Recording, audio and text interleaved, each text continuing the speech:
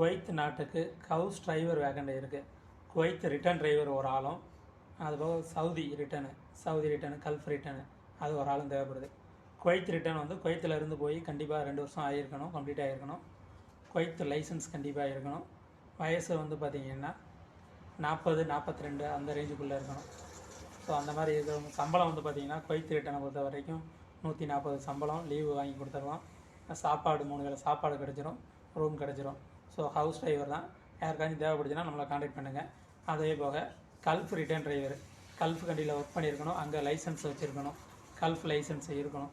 அவங்களுக்கு வந்து பார்த்திங்கன்னா 120 சம்பளம், சாப்பாடு 3 வேளை சாப்பாடு, ரூமு கிடச்சிரும், அதுபோக லீவு கிடச்சிரும். ஸோ யாருக்காச்சும் தேவைப்பட்டுச்சு அப்படின்னா ரொம்ப அர்ஜென்ட் விசா இது, 1 வீக்கில் வந்து விசாவே கிடச்சிரும். ஸோ நம்மளை காண்டாக்ட் பண்ணுங்கள். இந்த 2 வேக்கன்மே வந்து காதிம் விசாவுக்குள்ள வேக்கன்ட் தான். ஸோ சூன் விசா கேட்குறவங்க யாரும் வந்து நம்மளை காண்டாக்ட் பண்ண வேண்டாம்.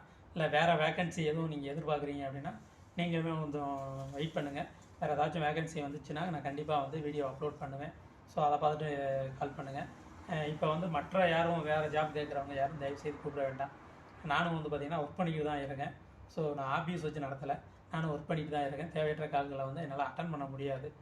ஸோ தேவையானவங்க மட்டும் எனக்கு மெசேஜ் பண்ணுங்கள். நான் அதை பார்த்துட்டு நான் உங்களுக்கு ரிப்ளை பண்ணுறேன். நன்றி.